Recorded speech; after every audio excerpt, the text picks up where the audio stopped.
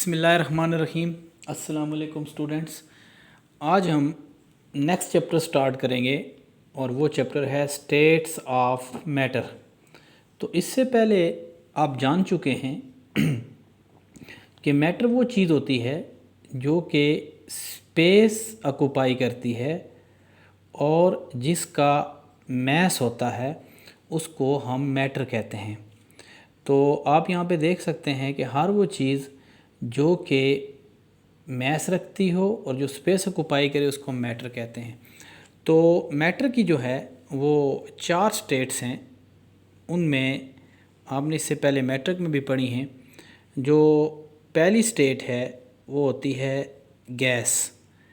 जो दूसरी स्टेट होती है मैटर की वो होती है लिक्विड। और जो तीसरी स्टेट होती है वो होती है सॉलिड।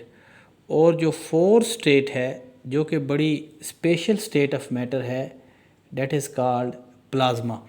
सो बच्चों, ये 4 स्टेट्स होती हैं मैटर की। हम बारी बारी इन स्टेट्स को डिस्कस करेंगे। यहाँ पे हम 2 स्टेट्स की बात करेंगे, एक गैस की बात करेंगे और दूसरा प्लाज्मा की बात करेंगे। लिक्विड और सॉलिड जो है वो हम नेक्स्ट चैप्टर में या नेक्स्ट यूनिट में डिस्कस करेंगे। सबसे पहले हम इन स्टेट्स का कंपैरिजन करते हैं।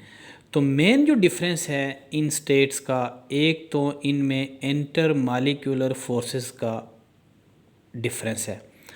जो दूसरा डिफरेंस है इन स्टेट्स के अंदर वो है इनके दरमियान डिस्टेंस का, कि इनमें जो मॉलिक्यूलर डिस्टेंसेस होते हैं वो सेम नहीं होते। फॉर एग्ज़ाम्पल, जो पहली स्टेट है गैसेस की, तो गैसेस के अंदर जो मॉलिक्यूल्स होते हैं वो अवे होते हैं, बहुत ज़्यादा दूर होते हैं, यानी gases have large distance among the molecules. So gases are far apart from each other. Compare to gases, liquid molecules are closer to each other. Gases के मुकाबले में उनके मॉलिक्यूल्स निस्बतन नज़दीक होते हैं। और अगर हम सॉलिड स्टेट में जाएं तो सॉलिड स्टेट में molecules or particles are closely packed, और ये इतने क्लोजली पैक्ड होते हैं कि मॉलिक्यूल्स एक दूसरे को टच कर सकते हैं। तो मेन जो डिफरेंस है वो इनके दरमियान इंटरमॉलिक्यूलर फोर्सेस का है। इंटरमॉलिक्यूलर फोर्सेस को हम डिटेल के साथ डिस्क्राइब करेंगे कि वो फोर्सेस जो मॉलिक्यूल्स के बिटवीन होती हैं, अमंग द मॉलिक्यूल्स होती हैं, those forces are called intermolecular forces. So gases में देखें तो इंटरमॉलिक्यूलर फोर्सेस वीकेस्ट हैं, जबकि लिक्विड के अंदर इंटरमॉलिक्यूलर फोर्सेस वीकर हैं, और सॉलिड के अंदर जो हैं वो क्या हैं, स्ट्रॉन्गेस्ट फोर्सेस हैं। सो ये तो हो गया इनके दरमियान। अब एक एक एग्ज़ाम्पल हम इनकी ले लेते हैं। फॉर एग्ज़ाम्पल, गैसेस की एग्ज़ाम्पल में आपने सुना होगा एक गैस, हाइड्रोजन गैस, जबकि लिक्विड की एग्ज़ाम्पल्स में बेशुमार एग्ज़ाम्पल हैं, लेकिन आपने सुना होगा एथेनॉल। सो एथेनॉल या इथाइल अल्कोहल किसकी एग्ज़ाम्पल है, लिक्विड की एग्ज़ाम्पल है। और सॉलिड की एग्ज़ाम्पल में आपने डिफरेंट मेटल सुनी होंगी, फॉर एग्ज़ाम्पल आयरन, तो ये किसकी एग्ज़ाम्पल है, मेटल की एग्ज़ाम्पल है। सो रोज़मर्रा ज़िंदगी में ये तीनों एग्ज़ाम्पल्स हम डेली लाइफ में कंसीडर करते हैं, गैसेस की भी, लिक्विड की भी और सॉलिड की भी। अब हम डिस्कस करते हैं गैसेस को कि गैसेस क्या होती हैं, यानी गैसेस का इंट्रोडक्शन देखते हैं। सो बच्चों, जो गैसेस होती हैं, gases is a simplest state of matter. और गैसेस वो स्टेट होती हैं जिनका ना कोई डेफिनेट वॉल्यूम होता है, ना डेफिनेट शेप होती है। सो हम कह सकते हैं कि gases have no definite volume, definite volume, definite shape and weakest intermolecular forces, weakest intermolecular forces। यानी 2 बातें हमने की, एक तो वॉल्यूम की बात की है, दूसरा शेप की बात की है। एक तो ये है कि गैसेस का ये है कि जिस कंटेनर में भी गैसेस को ऐड करेंगे उस तमाम कंटेनर के वॉल्यूम को वो ऑक्यूपाई कर लेती हैं। फॉर एग्ज़ाम्पल, इस कंटेनर में अगर आप गैसेस ऐड करेंगे तो ये जो कंटेनर होगा, ये सारे का सारा जो होगा वो किससे भर जाएगा, गैसेस से भर जाएगा। लिहाजा कंटेनर में कोई भी जगह जो होगी वो खाली नहीं रहेगी। सो तमाम की तमाम स्पेस जो है वो गैस ने ऑक्यूपाई कर ली है। सो जो कंटेनर का वॉल्यूम होगा वो गैस का वॉल्यूम होगा। अब सपोज हम क्या करते हैं कि हम एक छोटे साइज़ का कंटेनर ले लेते हैं और निस्बतन इस शेप का कंटेनर हम ले लेते हैं। अगर हम इसके अंदर गैस ऐड करेंगे तो गैस जो होगा वो, या गैस के जो मालिक्यूल होंगे वो इस कंटेनर का वॉल्यूम ऑक्यूपाई कर लेंगे। और आप देखें इन दोनों की शेप का डिफरेंस भी आप देखें तो एक तो ये होगा कि गैस जब कंटेनर नंबर 1 यानी लार्जर कंटेनर में थी तो इस कंटेनर जैसी शेप उसने ऑक्यूपाई की थी, और जब स्मॉलर कंटेनर में ऐड आपने किए तो स्मॉलर कंटेनर जैसी शेप उसने अडॉप्ट की। फॉर एग्जांपल अक्सर ये होता है कि हम सिरिंज लेते हैं जिसमें गैसेस के प्रेशर वगैरह को डिस्क्राइब करते हैं, तो आप देखें यहाँ पे जो गैसेस होती हैं वो सिरिंज की जो डायमीटर है उसकी शेप जो है ना वो क्या कर लेती हैं, अडॉप्ट कर लेती हैं। सो तो हम ये कह सकते हैं कि गैसेस की अपनी कोई शेप नहीं होती, बल्कि जिस कंटेनर में हम रखते हैं उस कंटेनर की शेप जो है वो गैसेस क्या कर लेती हैं, अडॉप्ट कर लेती हैं। और गैसेस का अपना कोई वॉल्यूम नहीं होता, बल्कि गैसेस कंटेनर का जो वॉल्यूम होता है उसको क्या कर लेती हैं, ऑक्यूपाई कर लेती हैं। तो हम ये भी कह सकते हैं कि गैसेस के अंदर जो काइनेटिक एनर्जी होती है, काइनेटिक एनर्जी वो आमतौर पर हाईएस्ट होती है दूसरी स्टेट्स ऑफ मैटर के मुकाबले में। तो ये बातें हम आगे डिस्कस करेंगे। तो गैसेस को डिस्क्राइब करने के लिए एक थ्योरी है जो कि मैक्सवेल और बोल्ट्जमैन ने प्रेजेंट की है, और वो थ्योरी है काइनेटिक मॉलिक्यूलर थ्योरी। सो हम डिस्कस करेंगे काइनेटिक मॉलिक्यूलर थ्योरी को। काइनेटिक मॉलिक्यूलर थ्योरी शॉर्टली इसको क्या कहते हैं, KMT, kinetic molecular theory of gases. So बच्चों काइनेटिक मॉलिक्यूलर थ्योरी को हम क्या कहते हैं, KMT, it is called KMT। बच्चों ये जो थ्योरी है इसको प्रेजेंट किया है बर्नौली ने, जो बाद में डेवलप किसने की है, मैक्सवेल एंड बोल्ट्जमैन ने। सो जिस साइंटिस्ट ने इसको प्रेजेंट किया है इस नेम वाज बर्नौली, और जिन्होंने इसको डेवलप किया है उनका नाम है मैक्सवेल एंड बोल्ट्जमैन। सो ये जो थ्योरी है इसको हम डिस्कस करेंगे, काइनेटिक मॉलिक्यूलर थ्योरी को। सो प्रेजेंट किसने किया था, मैक्सवेल ने, और डेवलप किसने किया है, प्रेजेंट किसने किया था, बर्नौली ने, और डेवलप किसने किया, मैक्सवेल और बोल्ट्जमैन ने। तो हम देखते हैं कि इसके मेन पास्टुलेट्स क्या हैं, what are the postulates of kinetic molecular theory, या इसके एजम्पशन क्या हैं। इस थ्योरी के मुताबिक every gas consist of small particles called molecule, यानी गैस के अंदर क्या होता है, गैस के अंदर छोटे छोटे पार्टिकल्स होते हैं, and these particles are called molecules. इन पार्टिकल्स को क्या नाम दिया गया है, मॉलिक्यूल्स का नाम दिया गया है। यानी हर गैस के अंदर छोटे छोटे पार्टिकल्स होते हैं, and these particles is named as molecule. यानी every gas consist of small particles and these particles are called as molecules. अभी जो मॉलिक्यूल्स होते हैं, इन मॉलिक्यूल्स में हम ये कह सकते हैं कि मॉलिक्यूल्स जो होते हैं वो एक एटम पे भी मुश्तमिल होते हैं, जिस तरह आपकी नोबल गैसेस है। सो हम ये आपकी मोनोटामिक, 2 एटम पे भी मुश्तमिल हो सकते हैं, डाईटामिक, 3 एटम पे भी मुश्तमिल हो सकते हैं जैसे ट्राईटामिक, एंड सो ऑन। तो small particles are micro particles which are called molecules, this is postulate number 1। ये जो मॉलिक्यूल्स होते हैं इनकी काइनेटिक एनर्जी जो होती है वो हाई होती है किसके मुकाबले में, लिक्विड और सॉलिड्स के मुकाबले में। सो यहाँ पे वैसे तो काइनेटिक एनर्जी का जो ऑर्डर है वो ये है कि काइनेटिक एनर्जी गैसेस के मॉलिक्यूल की हाई होती है लिक्विड के मुकाबले में, और लिक्विड की हाई होती है सॉलिड के मुकाबले में। So kinetic energy of gas molecule is greater than kinetic energy of liquids और kinetic energy of solids. So solids और लिक्विड के मुकाबले में गैसेस के मॉलिक्यूल की जो काइनेटिक एनर्जी होती है वो हाई होती है। ये पास्टुलेट नंबर 2 है किसका, काइनेटिक मॉलिक्यूलर थ्योरी का।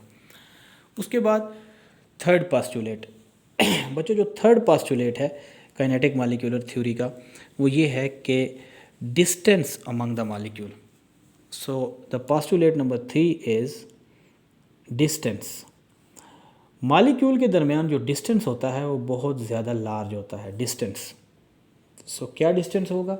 Molecule have large distance. Molecules का क्या होगा? लार्ज डिस्टेंस, यानी मॉलिक्यूल्स हैव लार्ज डिस्टेंस, एक दूसरे से बहुत ज़्यादा दूर होते हैं आपके जो मॉलिक्यूल्स होते हैं, यानी मॉलिक्यूल्स में इस तरह काफ़ी ज़्यादा फासला होता है गैसेस के मॉलिक्यूल में। सो तीसरी बात क्या होगी कि गैस के मॉलिक्यूल जो होते हैं they have very large distance. इसलिए हम ये कह सकते हैं कि यही वजह होती है कि गैसेस के मॉलिक्यूल का जो वॉल्यूम होता है आम तौर पर हम उसको कहते हैं कि एम्प्टी होता है। नंबर 4, ये पोस्टुलेट बहुत इंपॉर्टेंट है क्योंकि मॉडर्न कंसेप्ट के मुताबिक ये जो पोस्टुलेट है ये रॉन्ग है, वो है volume of gas. So volume of gas, ये पोस्टुलेट सीधा सीधा ये कहता है कि गैस के मॉलिक्यूल्स का वॉल्यूम नहीं होता, यानी volume of the gas molecule is negligible compare to total volume of the gas. यानी आप यूँ कह सकते हैं कि volume of gas is negligible, यानी गैसेस का वॉल्यूम जो होता है नेग्लिजिबल होता है टोटल वॉल्यूम के मुकाबले में, या कंटेनर के वॉल्यूम के मुकाबले में इनका वॉल्यूम ज़ीरो होता है। यानी उन्होंने कहा है कि volume of gas is almost what zero, यानी गैसेस का जो वॉल्यूम होता है वो ना होने के बराबर होता है। So this is postulate number 4, that is very important postulate, और ये आगे हम डिस्कस भी करेंगे क्योंकि ये रॉन्ग पोस्टुलेट है, बट थ्योरी है। थ्योरी के मुताबिक गैसेस के मॉलिक्यूल हैव निगलिजिबल वॉल्यूम, या निगलिजिबल वॉल्यूम से मुराद ये कि इंतहाई स्मॉल वॉल्यूम होता है। उसके बाद जो 4th पोस्टुलेट है वो है forces of attraction. Forces of attraction, fourth नहीं बल्कि फिफ्थ पोस्टुलेट है फोर्सेस ऑफ अट्रैक्शन या अट्रैक्टिव फोर्सेस। सो इस थ्योरी के मुताबिक हम ज़्यादातर अट्रैक्टिव फोर्सेस को कंसीडर करते हैं, लेकिन दोनों तरह की फोर्सेस काइनेटिक मॉलिक्यूलर थ्योरी ने दी हैं कि गैसेस के मॉलिक्यूल में अट्रैक्टिव या रिपल्सिव फोर्सेस नहीं होती, यानी आप यूँ कह सकते हैं कि निग्लिजिबल होती हैं या नहीं होती, निग्लिजिबल फोर्सेस होती हैं गैस के मॉलिक्यूल में अट्रैक्टिव फोर्सेस। तो आप ये कह सकते हैं कि force of attraction in gases is almost zero, जिसका मतलब है निग्लिजिबल फोर्सेस होती हैं इस थ्योरी के मुताबिक। उसके बाद नेक्स्ट पोस्टुलेट है, और नेक्स्ट पोस्टुलेट के मुताबिक गैसेस के मॉलिक्यूल की जो मोशन होती है, मोशन के गैस के मॉलिक्यूल की जो मोशन होती है वो रैंडम मोशन होती है। रैंडम मोशन का मतलब है कि कोई ऑर्डरस मोशन नहीं होती, गैस के मॉलिक्यूल अप हैज़र्डली मूव करते हैं। सो रैंडम मोशन होती है गैस के मॉलिक्यूल की। रैंडम से मुराद ये है कि गैस के मॉलिक्यूल जो होते हैं वो अप हैज़र्डली मूव करते हैं। सपोज़ ये मॉलिक्यूल इधर मूव कर रहा है, ये जो मॉलिक्यूल है ये डाउनवर्ड मूव कर रहा है, ये मॉलिक्यूल लेफ़्ट को मूव कर रहा है, ये जो मॉलिक्यूल है ये अपवर्ड मूव कर रहा है, ये मॉलिक्यूल जो है ये इस डायरेक्शन की तरफ मूव कर रहा है। तो specified orders well arrange movement नहीं होती, इसलिए जो मोशन होती है वो क्या होती है? रैंडम मोशन होती है गैस के मॉलिक्यूल की। और जो मोशन होती है गैस के मॉलिक्यूल की वो क्या होती है? कोलिजन की वजह से होती है। किसकी वजह से होती है? ड्यू टू कोलिजन, यानी मॉलिक्यूल जब एक दूसरे के साथ स्ट्राइक करते हैं तो उनकी जो डायरेक्शंस होती हैं वो चेंज हो जाती हैं। डायरेक्शन चेंज होने की वजह से गैस के मॉलिक्यूल की मूवमेंट क्या होती है? अप हैज़र्ड या रैंडम मोशन होती है। उसके बाद नेक्स्ट जो पोस्टुलेट है that is postulate number 7, that is about collision.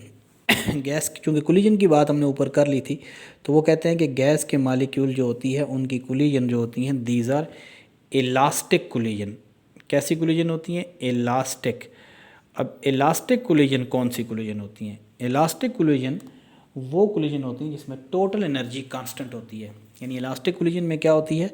यानी एनर्जी जो होती है, यानी इंपॉर्टेंट बात यह है कि एनर्जी जो होती है एनर्जी कांस्टेंट रहती है।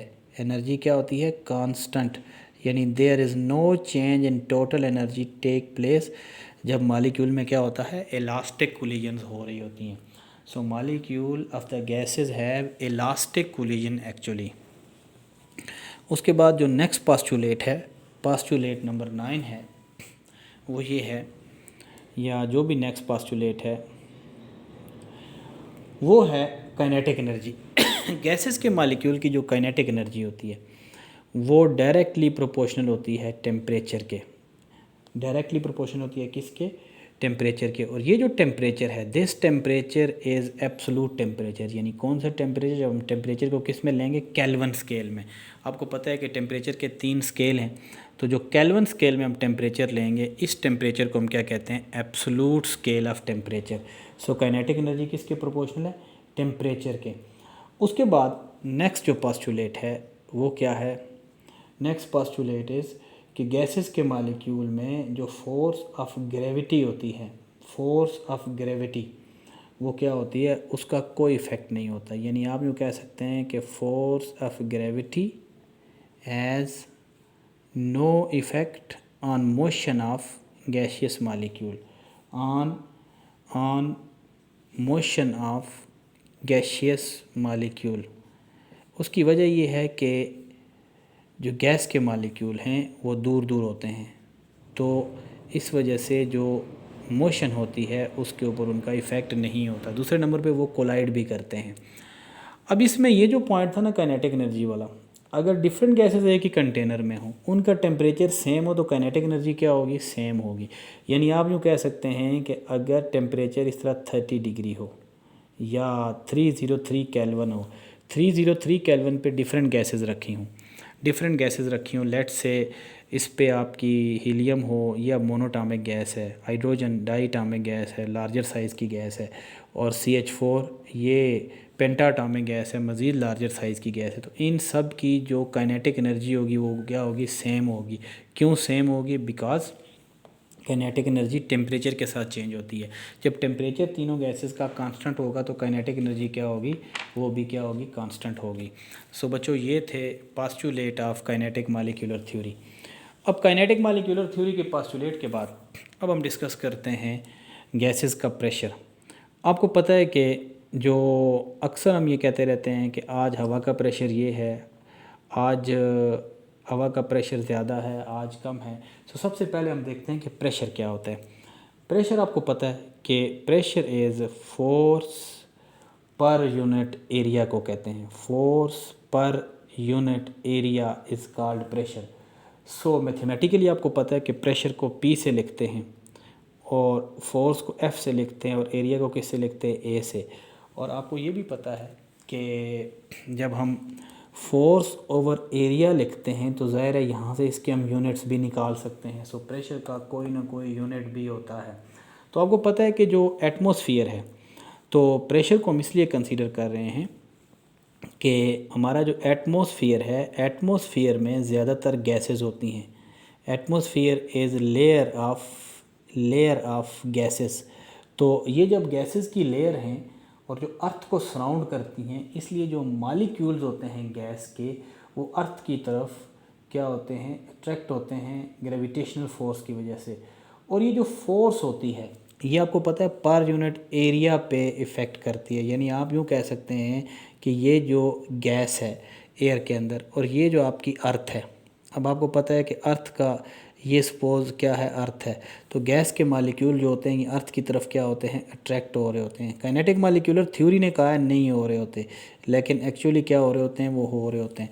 और जब ये अट्रैक्ट हो रहे होते हैं तो अट्रैक्ट होने की वजह से ये क्या करते हैं कि किसी ख़ास एरिए पे आके ये क्या करते हैं, फोर्स लगाते हैं, ठीक है, जो कि हवा के कॉलम के इक्वल होती है। यानी ये फोर्स किसके बराबर होती है कि जो यहाँ पे हवा का कॉलम है उसके इक्वल होगी। अब बात ये होती है कि आपको पता है कि हवा के अंदर कितनी गैसेस होती हैं। तो हवा के अंदर जो हमारी नाइट्रोजन है ये कितनी होती है, 78% होती है, और जो ऑक्सीजन है ये कितनी होती है, 21% होती है। सो अगर देखा जाए तो 99% ऑफ द वॉल्यूम जो होता है हवा का वो इन दो गैसेस ने बनाया होता है। सो एटमॉस्फेरिक प्रेशर जो होता है एक्चुअली क्या होता है, वो डिपेंड करता है 3 चीज़ों के ऊपर, एक लोकेशन के ऊपर, एक टेम्परेचर के ऊपर, और तीसरा आपके वेदर कंडीशन के ऊपर।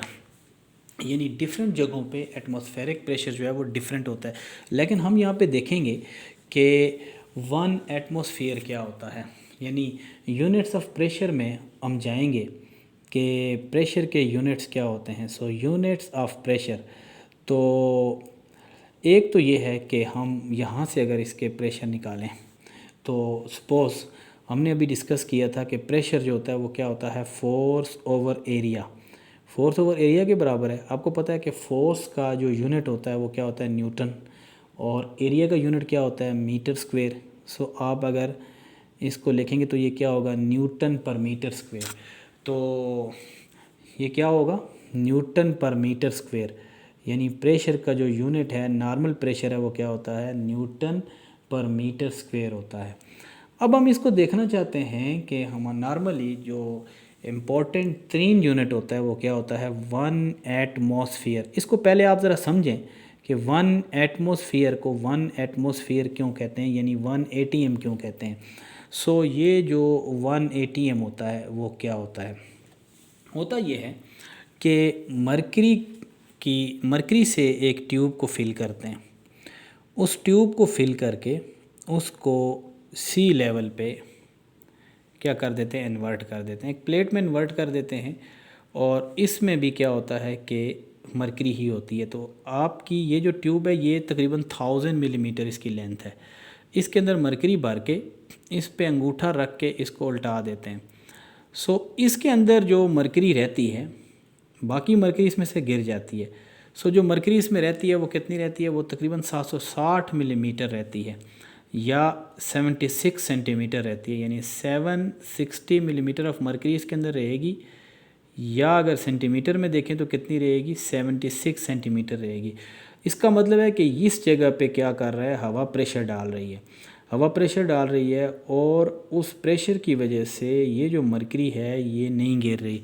इसका मतलब है कि क्या हुआ है कि 1 एटमॉस्फेयर वो फोर्स है जो कि 1 सेंटीमीटर एरिया के ऊपर कौन करता है, एग्जर्ट। तो आप ये कह सकते हैं कि 1 ATM क्या होती है, फोर्स।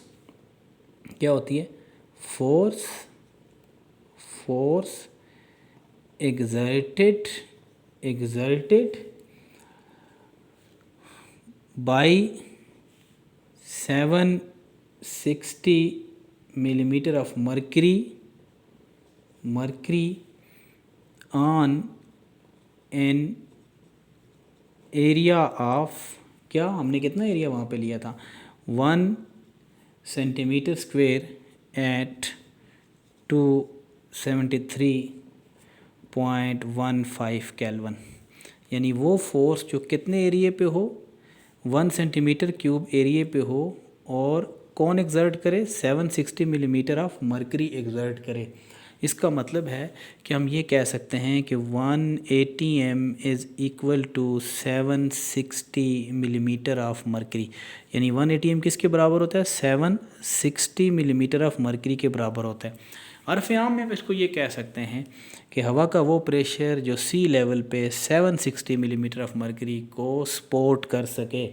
मैं रिपीट कर रहा हूँ, pressure of air which can support 760 millimeter of mercury at sea level. Pressure of air which can support 760 millimeter of mercury at sea level.